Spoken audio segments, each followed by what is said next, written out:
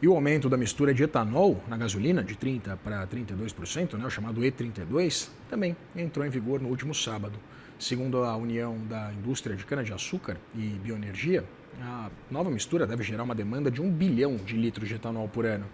A adoção do E32 acontece depois de mais de 3 décadas do uso do etanol já misturado à gasolina aqui no Brasil. E a trajetória começou com o chamado E22, lá em 1993, passou pelo E25 e chegou ao E27 em 2015. Foi um percentual mantido por mais de 10 anos, esse de 27%. O consultor automotivo Ricardo Abreu, ele destaca que a frota brasileira já convive há anos com teores mais elevados de etanol na gasolina e que cada aumento da mistura foi precedido por avaliações técnicas.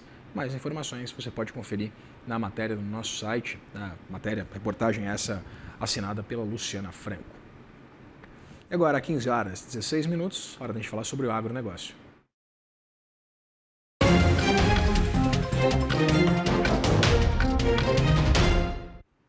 E o agronegócio brasileiro, um dos pilares da estabilidade econômica do país, enfrenta hoje uma ameaça estrutural.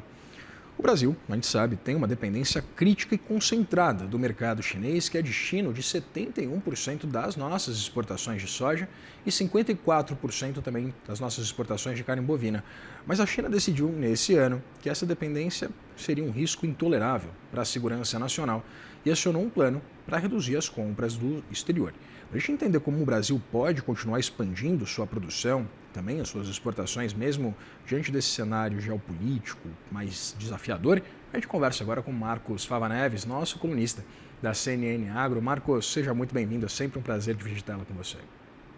Valeu, Vitor, o prazer é todo meu e a gente realmente está sendo sempre inundado de notícias, né, que podem levar a um menor investimento no crescimento do agro, que tem sido tão grande aí como você bem pontuou, né? Eu costumo dizer que sou grato a Deus de ser engenheiro agrônomo no Brasil e ter vivenciado esses últimos 35 anos, onde nós passamos de um importador de alimentos para esse exportador hoje, que tem participações de mercado crescentes em muitas culturas, né? Nós estamos liderando hoje 9 setores no planeta, desde papel e celulose, açúcar, fumo, carne, soja, algodão, café. Então veja só como é bem diversificado. Então nós preparamos aí para a pessoa que está nos ouvindo poder entender um pouquinho mais o que é o quadro do futuro. A grande pergunta é: o Brasil segue crescendo ou não? Você trouxe aí a questão da China. Então nós temos alguns fatores que eu vou agrupar e depois a gente pode falar dos fatores negativos, que são extremamente positivos, que é o seguinte: nós somos fabricantes de comida, né? Fabricantes de bioenergia. População continua crescendo no mundo. Nós vamos ter até 2050 provavelmente mais 2 bilhões de estômagos aí no planeta, praticamente 130 milhões de novos consumidores por ano estão entrando aí no mercado e precisam de alimentos. Um segundo ponto importante para o Brasil continuar nesse crescimento vigoroso do agro é a urbanização, ou seja, a população cresce, tudo bem, mas quando a população se urbaniza, ela muda o hábito de consumo e nós temos hoje no mundo praticamente 50% das pessoas vivendo em áreas rurais, 50% nas áreas urbanas. E nós vamos ter em 2050 a expectativa de 75% das pessoas nas áreas urbanas, o que dá um consumo de proteína animal, de produtos elaborados, que joga pressão para o aumento da produção de grãos. Então, segundo ponto. Terceiro ponto importante da nossa arte é a questão do crescimento da renda per capita. Então, a população cresce, ela se urbaniza. Outro fator importante para saber se o consumo no planeta segue crescendo ou não é a renda per capita. E a gente sabe que as nações mais pobres, as pessoas com mais dificuldade, toda vez que ela tem um acréscimo de renda, ele vai prioritariamente para alimentos. Alimentos de melhor qualidade, alimentos que sejam mais processados, né? Então, esse é um ponto importante. E olha o número que eu peguei para vocês aqui. O mundo vai crescer 1,5% ao ano até 2033, mas a Índia, que vive 1 bilhão e 400 milhões de pessoas, que cresce 1 milhão de habitantes por mês, ela vai crescer 5% a renda per capita ao ano até 2033.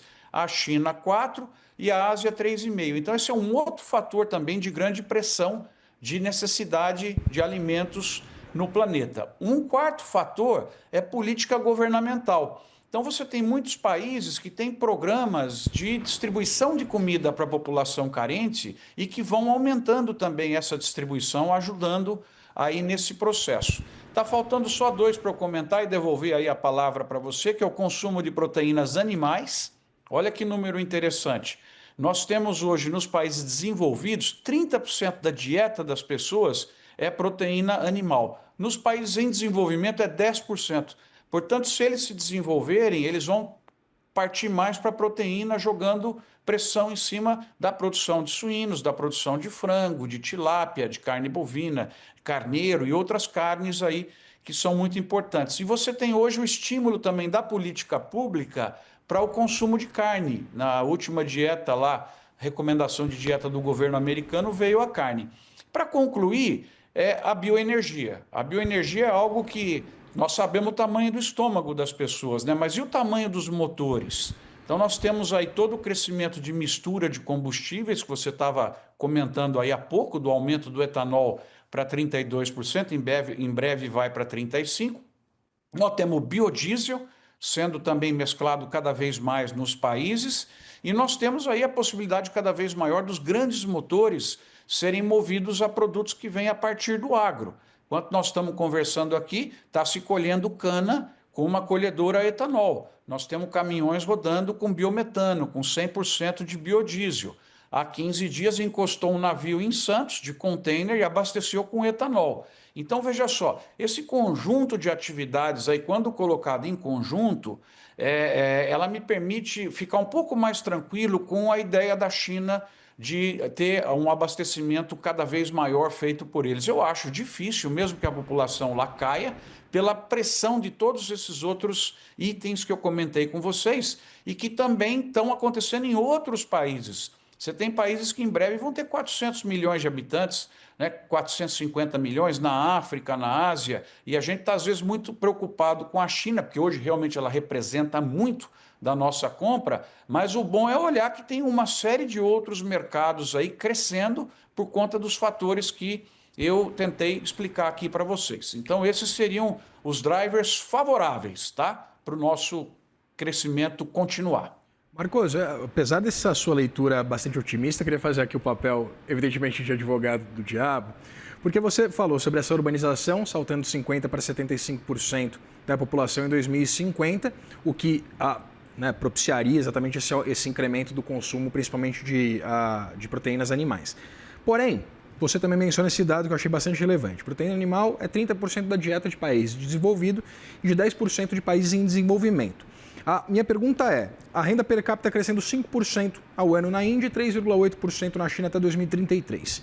Com essas restrições impostas pela China, as exportações de carne bovina à vinda do Brasil e a Índia sendo um mercado também um pouco mais reticente, né? Um mercado, evidentemente, com essa demanda por carne bastante restrita, eu queria entender se a gente pode projetar aqui nessa busca por outros parceiros comerciais relevantes na ausência desses embarques para a China, se a gente não pode ver, principalmente o mercado de carne bovina, ser impactado no futuro próximo.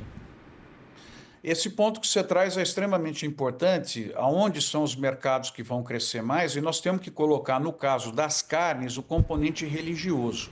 A gente tem que a população muçulmana no mundo cresce bastante e a população muçulmana não come carne suína, não come carne de porco. O hindu, você fez bastante referência aí à Índia, ele também não come carne bovina, mas lá você tem um mercado maior do que o Brasil, que não é hindu morando na própria Índia. Então, esses pontos são importantes que você tem que entender as restrições religiosas também, como é que elas vão caminhar, se, por exemplo, elas se flexibilizam nos jovens em relação ao que é o comportamento mais, vamos dizer assim, febril, né, dos mais idosos. Enfim, são pontos que nós temos que observar. Outros pontos importantes também, e é tomar cuidado para não entrar em pânico quando você vê alguma inovação vindo. Você veja aqui quando se comentou da carne, que na verdade não é carne, do plant-based, né, do hambúrguer ou da carne feita a partir de plantas. As ações das empresas decolaram e todo mundo achando que isso fosse pegar uma fatia enorme do mercado. Isso aí está há 10 a 15 anos aí. Nós temos também a discussão de carne feita em laboratório, que essa é carne mesmo, mas olha o custo ambiental para você fazer isso. Lembrando que você também tem que alimentar essa carne, portanto, ele vai precisar de insumos aí do agro. E você tem outros pontos também para concluir, que seriam as preocupações, que é uma onda nos países mais desenvolvidos de consumo responsável, de redução da obesidade, mas você vê que a redução da obesidade nos Estados Unidos foi em direção à proteína e penalizando alimentos ultraprocessados, ou seja, também está indo do agro de um para o outro, né? As canetas emagrecedoras, que nós até fizemos um programa especial aqui também na CNN, e um ponto também muito importante para fechar, e esses jogariam contrário, vamos dizer assim, a uma necessidade de crescimento do Brasil, é a redução do desperdício. Nós temos estimativas aí que de 30% a 40% daquele alimento que é produzido, ele é perdido no fluxo da cadeia produtiva, perdido em casa, né, porque estragou, perdido no varejo, perdido no restaurante, na própria indústria e na agricultura também, processos de colheita, pós-colheita. Mas no cômputo geral, quando você coloca todo o nosso desenho aí da arte, tem menos gente jogando contra e mais gente ou mais indicadores jogando a favor. Então, eu sou dessas pessoas que não se preocupam muito em relação à continuidade do crescimento do Brasil. Tenho acompanhado de perto o crescimento anual da demanda mundial de soja, de milho, ela tem aumentado. Então, eu acho que assim, nós temos que, logicamente, passar por essa crise, essa situação de elevado endividamento, mas o Brasil segue aí no crescimento. Certo, e ainda bem. Conversei com o Marcos Fava Neves, nosso colunista da CNN Agro. Marcos, sempre um prazer digitá-lo com você. Muito obrigado. Tá, boa semana e bom agosto para todos, né? Valeu. Isso. Ótima semana e ótimo mês para você também.